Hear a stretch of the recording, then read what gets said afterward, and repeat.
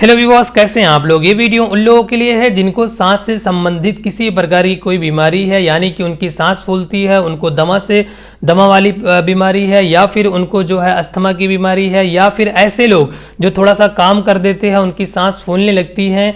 तो इसके पीछे का क्या कारण हो सकता है, इसके पीछे कौन जिम्मेदार है, हमारा हार्ट जिम्मेदार है या फिर हमारा लंग्स। 90% केसेस में तो हमारे फेफड़े ही जिम्मेदार होते हैं, लेकिन 30% केसेस में जो है हमारे हार्ट की वजह से भी हमारे सांस फूलने लगती है। तो हम कैसे कंपैरिजन करेंगे, कैसे फर्क जानेंगे कि जो है हमारी बीमारी हमारे हार्ट की वजह से है या फिर हमारे फेफड़े की वजह से है। तो एक सॉर्बिट्रेट टेस्टिंग कर सकते हैं, एक इनहेलर टेस्टिंग कर सकते हैं। सॉर्बिट्रेट टेस्टिंग में आपको क्या करना है कि सॉर्बिट्रेट की टैबलेट रखनी है, आपको थोड़ा सा वॉक करके या थोड़ा सा काम करने के बाद आप आएं और एक सॉर्बिट्रेट की टैबलेट आपकी जीभ के नीचे आपको रखनी है। 5 mg की लेनी है और जीभ के नीचे रख लीजिए। जीभ के नीचे रखने के बाद अगर कुछ देर बाद आपको थोड़ा सा भी आराम, थोड़ा सा भी राहत मिलता है, सांस फूलने में आपको थोड़ा सा आराम मिलता है, तो आप ये समझ लीजिए कि हमें जो है हार्ट से रिलेटेड हमें जो है प्रॉब्लम है और अपने कार्डियोलॉजिस्ट को दिखाएं। क्योंकि हम सॉर्बिट्रेट की टैबलेट जब लेते हैं तो फिर आपके हार्ट की जो ट्यूब्स होती हैं वो थोड़ा सा डायलेट यानी कि थोड़ा सा चौड़ी हो जाती हैं, तो आपकी जो हार्ट की नसें हैं वो खुल जाती हैं और आपका हार्ट ईजिली आपकी बॉडी में ब्लड पंप करने लगता है। दूसरी जो टेस्टिंग कर सकते हैं वो इनहेलर टेस्टिंग कर सकते हैं, यानी कि पफ वाली टेस्टिंग कर सकते हैं।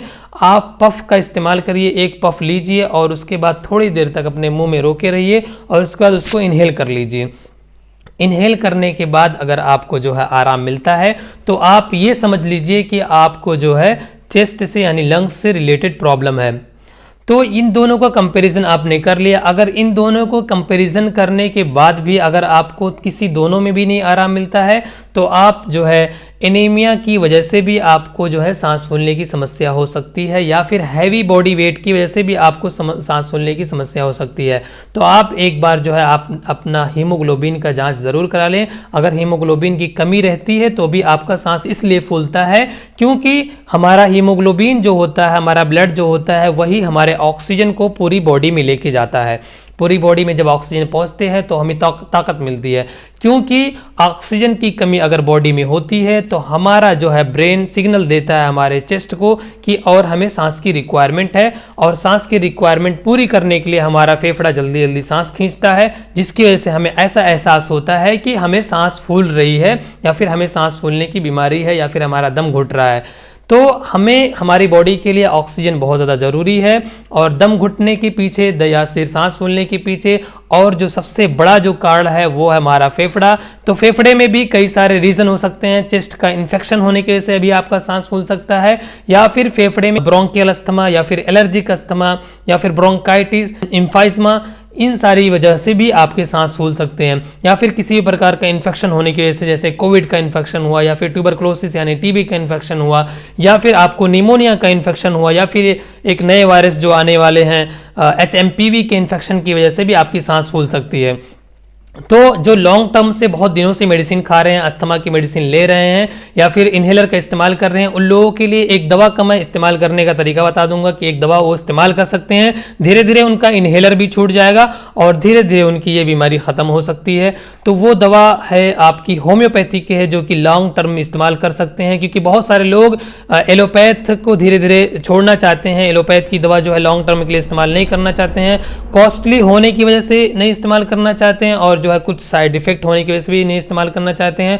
तो आप धीरे धीरे उस अस्थमा की मेडिसिन को छोड़ने के लिए अगर चाहते हैं तो इस होम्योपैथिक मेडिसिन का इस्तेमाल कर सकते हैं, जिसमें से सबसे पहली मेडिसिन है बेसिलिनम। बेसिलिनम को 1 mg की पोटेंसी में आप जो है इस्तेमाल कर सकते हैं। दूसरी मेडिसिन है ब्लैटा ओरिएंटालिस।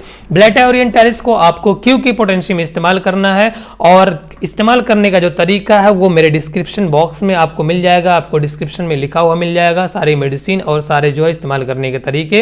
और जो तीसरी मेडिसिन पोथास इस्तेमाल करनी है, और चौथी मेडिसिन है स्पर्मा इस्तेमाल कर सकते हैं। आपकी जो इन्फेक्शन की वजह से जो आपका अस्थमा यानी कि आपके जो है सांस फूल रही है, तो उसकी वजह से आप इन्फेक्शन की वजह से अगर इमीडिएटली रिलीफ चाहते हैं तो आप एंटीबायोटिक्स ले सकते हैं। और अगर आपको ट्यूबरक्लोसिस की वजह से आपको जो है ये दिक्कतें का सामना करना पड़ रहा है तो आप उसके लिए जो है आप एंटी ट्यूबरक्लोसिस ड्रग ले सकते हैं। या फिर अगर आपको जो है निमोनिया की वजह से आपको जो है दिक्कतें आ रही हैं तो आप निमोनिया के लिए जो है अपना इलाज करा सकते हैं, या फिर आपको जो है HMPV के लिए है तो आप पहले प्रिकॉशन लीजिए और उसके बारे में थोड़ा सीरियस हो जाइए। ऐसी और इन्फॉर्मेटिव वीडियोस के लिए हमें लाइक, फॉलो एंड शेयर करें, और हमारे वीडियोस में आपको बहुत सारी ऐसी डिसीज रिलेटेड वीडियोस मिल जाएंगी। जिनको ये बीमारियां हैं यानी शॉर्टनेस ऑफ ब्रीथ है, उनको जरूर ये वीडियो शेयर करें। जागरूक करने के लिए हम ये जो ट्रिक्स बताएं उनका इस्तेमाल जरूर करें। Be healthy, be safe. Thank you so much.